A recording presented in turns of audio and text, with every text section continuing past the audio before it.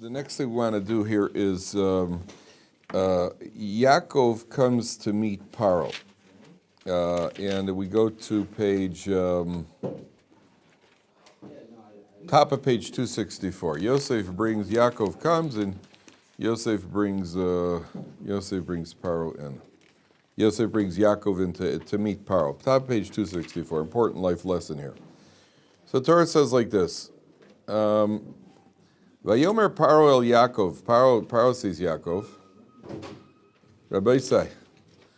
Vayomer Paro el Yaakov. Kami yamei shnei chayecha. He says, how old are you? A strange question. A man comes in to meet you. Hi, how old are you? Hey Bernie, how old are you? What's the, that's the first thing you mean. Hi. And so in Israel is a very informal country. In America, when you meet somebody in America, hi, how are you? What do you do? Where do you live? Israel is much less formal. Israel, hi, how much did you pay for your apartment? How much do you owe? We get right to the brass tacks here. We're a very informal country. But still, to ask somebody their age, hi, how old are you? What's going on, number one. Number two, look what Yaakov answers. Yaakov el Paro. Yemei shnei megurai, the years of my life, page 264, second line. Shloshim u'me'as shana, 130 years. Me'at v'roim hayu yemei shnei, I've had very few and harsh days. Me'at v'roim hayu yemei shnei chayai. V'lo hisigu es yemei shnei chayai avosei yemei megureiam. I've had a short, hard life, and I'm nowhere near the age of my fathers. Yaakov at this point is 130, and Yitzchak lived to 180, Yitzchak lived to 180, and Avram Avinu lived to 175. Yaakov's only a mere 130. He's a spring chicken, and he comes in. He says, Paro says, how old are you? He says, well, I'm 130, but I've had a hard life, and I'm nowhere near the age of my... Gives him a whole shtickle Torah here. Gives him a whole drasha. You ask him a question. Hi, how old are you? Well, this is how old I am. Give you a whole... I just ask your age. That's all I don't need a whole... Somebody once said women need to know that yes and no are valid answers also.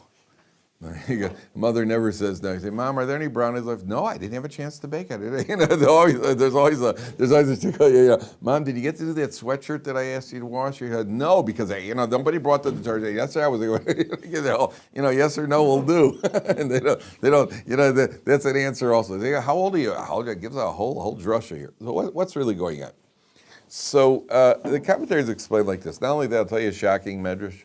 Because the medrash says that because of this speech by Yaakov Avinu, which contains 33 words, he lost 33 years of his life. Yaakov Avinu died at 147, whereas he was meant to live to 180, like Avram is, like Yitzchak lived to 180. Avram was supposed to live to 180. He died 5 years earlier because Esav had started on his path of iniquity. And in order to spare Avram Avinu the aggravation of seeing his grandson making trouble, so he died, mercifully he died 5 years earlier. Okay, so he lived to 175. Yaakov was also supposed to live to 180. And instead Yaakov dies at 147, he loses 33 years, the Medrash says, because of fetching over here. So there are two questions here. What's really going on? And number one, what's really strange is that if you count the psukim, Vayomer Yaakov el Paro, if you count the words in that pasuk, Vayomer Yaakov el Paro, you will find that it does not come up to 33. Count them. 1, 2, 3, 4, 5, 6, 7, 8, 9, 10, 11, 12, 13, 14, 15, 16, 17, 18, 19, 20, 21, 22, 23, 24, 25. Only 25 words. Why is it 33? 25 words. So Yaakov Ketcha, and even the first two words are Vayomer Yaakov el Paro. There are 4 words over there. He didn't say that. So why is Yaakov? Yaakov's taken to task for this. So what's going on is like this. When Yaakov, it says that there was supposed to be 7 years of famine. But the 7 years of famine was actually only 2 years. Why? Because as soon as Yaakov came to Mitzrayim, the famine ended. The bracha of Yaakov. The famine ended as soon as Yaakov came. So when Yaakov comes to Mitzrayim, all of a sudden the famine is over. So now Yosef takes Yaakov to meet Paro. Now Paro, being the king, wants a good economy. And the family, hey, this is the man who's responsible. He keeps hearing about there's a man, Yaakov, Yosef's father. Yaakov has arrived. The famine ended because of Yaakov. So far as I got to meet this man. So he brings him in, and this very old-looking man comes and says, how old are you? Because his first concern is, I want you around as long as possible. You're good for the country. He takes a look at, oh my goodness, how old are you? So far as Yaakov says, don't worry, I'm not that old. I'm 130, and I'm not even close to my father's age. But the reason that I look the way I do is because I've had a long, rough, hard. It's been a hard run for me. For that complaining, Yaakov is taken to task. And for every word that he said, for every word in that pasuk, he loses a year of his life. But that's only 25. Why is it 33?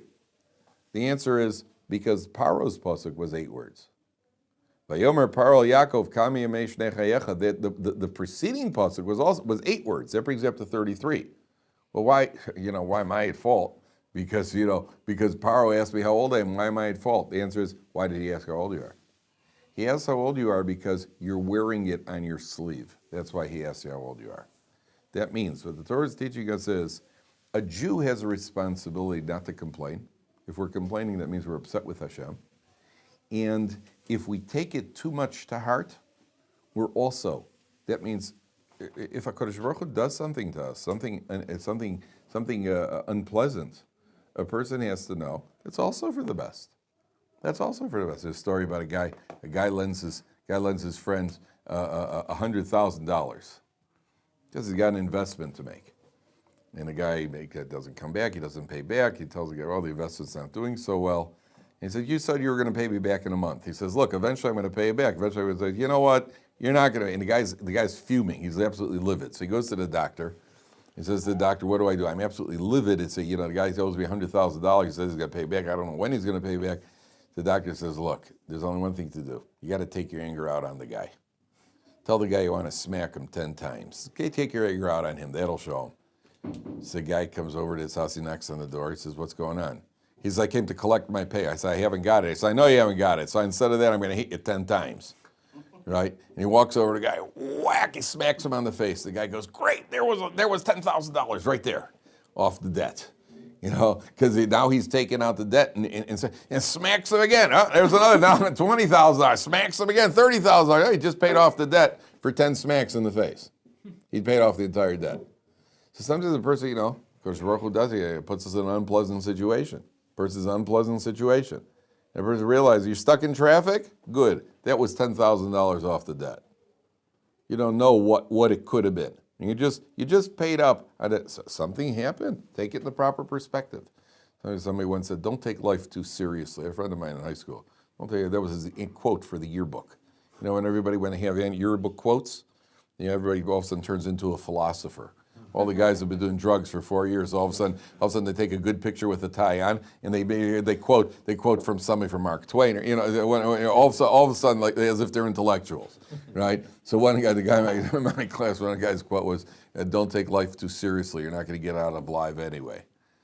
It's his quote. Don't take life too seriously. You're not going to get out of it alive anyway. Right? This is the guy whose goal in life was to become a shepherd.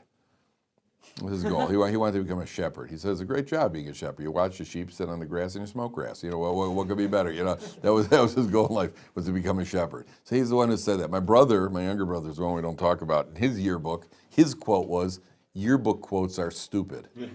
That was his quote in his yearbook. He said yearbook quotes are, which is, they are. All of a sudden the great philosopher, to be a friend, to have a friend, you must be a friend. Something like this is the nastiest bully in school for 4 years, been beating up freshmen. Isn't a freshman who could walk straight. Now, every freshman's crippled because of this guy. To have a friend, you got to be a friend.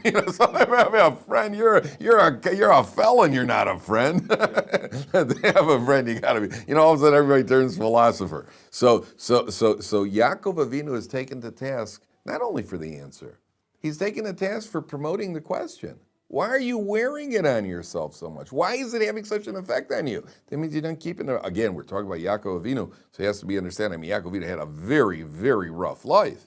Yaakov Avinu was on the run from Esav. He had to deal with Lavan, and Yosef was taken away, and Rachel died, and Dinah was violated. Yaakov Avinu had a very rough life. We'll see next week, next parsha, how things change. So you can't blame Yaakov, but at his level, he's taken to task. At your level, you're taken to task for Paro even asking that question. And therefore, he has 33, because it created 33 words in the Torah, so to speak. Therefore, he loses 33 words, 33 years of his life. That's what the Mepharshim say. Again, we're not Yaakov Avinu yet, Yishai. So take it slow. But a person has to know. Not everything. People get upset. You have to know that in life, if you're going to start getting ticked off by every little thing that happens, especially in family life, if you're going to get ticked off by everything that happens, you're going to be a miserable person. Now, what do you think? When you were a kid, just remember, the key to raising children is remembering what you were like as a child. So a kid comes over, Daddy, my glasses broke. What happened? Well, I want to see how far they could bend, and it wasn't as far as I thought. So what are you going to do? You're not going to buy the kid new glasses. What are you going to do? You're going to start yelling at the kid? What are you doing? You never broke your glasses? I broke my glasses when I drank milk. What are you going to do? You're not going to. That's what kids are, especially boys. Boys horse around, they break things, the lamps fall, things like that. It happens. What are you going to do? You're going to go nuts on every time your wife buys something, you're going to go crazy. All the husband wife comes in and she bought a sweater which wasn't budgeted. I thought we made a budget. Yeah, but I liked it. I saw a sweater. How much was it? $19. $19. I mean, when's this going to end? Another sweater. What's it going to be? And eventually, what? You're going to go buy a boat? Right? Now, and men are always on that boat. I don't know how they get to the boat. Every husband says, "What? Are you going to buy a boat?" I don't know one wife who's ever bought a boat. And not only that, I don't know a wife who buys a sweater. Everything. So a husband goes absolutely berserk. What? We relax. So you can take life like that. I spend a good part of my life in cabs in Israel. And I talk to the cabs. So sometimes you see these cab drivers, they're on the horn and they're, really. The older cab drivers, everything, take it easy. If you're going to get upset driving in Israel, every time something happens in Israel, you get upset. Your blood pressure, they won't have equipment to measure your blood pressure, right? It'll break the machine. When he starts pumping, it's going to explode, right? You can't live like that. So a person in life, so something happened. What, do you know anybody who went through life without any aggravation? Do you know anybody who went through life without any aggravation? What are you getting aggravated? What were you expecting? Guy gets aggravated because of traffic. And what were you expecting? You drive this road every day. Every day you're stuck in traffic. What were you expecting? I was once at a bus stop in Israel. I was on the way home. So at Bukharim, you know where the Bukharim bus stop is? We live in the out. So we're waiting for the bus. It's Friday. It's Friday at about 12 o'clock. People are coming home with baskets full of shopping, that sort of thing. So we're standing at the bus stop. So all the guys who are I was in Kolo at the time. You hold a Mishnah, it's a Chumash, you listen to the tape, something. So there's one secular guy there who's got two big bags. You got two big baskets. It's a hot day. The first bus passes by, doesn't even pretend to stop. He's packed with people. The people it look like they're smiling at us out the window as they're going by. They're not smiling. Their faces were pressed against the windows. They couldn't move. They're just like that. So you're thinking they're smiling. They're not smiling. They can't move. The first bus passes. The second bus passes. The third bus passes. And they don't even, and this guy is getting so upset. Finally, he bursts out. He says in Hebrew, "If the next one doesn't stop, I'm going to stop him by force." Right? And I remember sitting there thinking, now this I got to see. This, I went, oh, good. Now we got a good one. Well, you get upset. You don't know the buses are coming. So make the prepare. You're at the bus stop. Bring a newspaper. Bring a tab party. Do anything. What were you expecting in life? Aggravation and disappointment is directly proportional to your expectation. Well, you're expecting to take a new job and get the promotion within 3 weeks? Was your expectation based on some sort of reality? Or was it just because of some sort of false hope? So a person, if you take life too seriously, it's going to wear you down. So younger people are much more gung-ho, and then you're all driven and everything else. And then you realize, right, as you get a little older, you realize, no, but it's not, nothing's a big deal anyway, relax. You're going to win some days, you're going to make money on investments, some days you're going to lose on investments.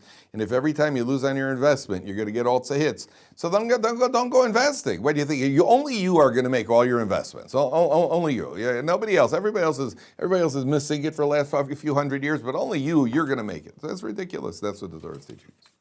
Okay. So then what Yosef does is he does something to prepare the way for the Jewish people with a tremendous amount of foresight. We're not going to go through the psukim over, but Yosef, because of the famine, he manages to acquire all the land of Egypt. He has the people sell their land in exchange for food, which he has stored up. And then Yosef does something very, very peculiar. he moves the entire Egyptian people around. Take a look at page 266. 3 lines from the top. Vayiken Yosef is three lines from the top, last 2 words. Vayiken Yosef is called Admas Mitzrayim leParo. He purchased all of the land of Egypt for Paro. Ki machru Mitzrayim ish sadehu. The peoples all sold their fields. Ki chazak aleim harav. The famine became very, very strong. Vatehi aretz leParo. The land became Paro's. He managed to buy the whole land. Ve'es ha'am. It's like a guy goes to the moon and puts down a flag. The moon is mine. Right? It's all mine. Right? Now, ve'es ha'am, and the people, hevir oso la'orim. He moved the people, he uprooted the people, moved them around cities. Miktsei gevul Mitzrayim ve'ad kaseh. From one end of Egypt to the other, he started transplanting people. He said, okay, all the people from Cairo, you're all going to, what's another city in Egypt? Alexandria, thank you. Yeah, that's about as far as we go. You know, you're moving from Alexandria, you're moving to the other one, whatever. You're moving from one city to the other. We're going to move you around. And he moved everybody. Everybody was living now in a new place. Why did Yosef do that? Why was Yosef doing that? What was Yosef's plan? When are you going to move in? Can you imagine the tumult? Moving people. What was Yosef trying to do? He's trying to pave the way for when his brothers come. His family and the Jewish people are going to be there. And they're also going to be sojourners. They're also going to be people who have been uprooted, so that the locals should say, "Ha ha, you're just foreigners." Well, you're also got no property over here, so you could be moved around by the king from place to place to take the sting out of it, so that they should have a little. They shouldn't be viewing the Jewish people as a bunch of invaders who've come into the land.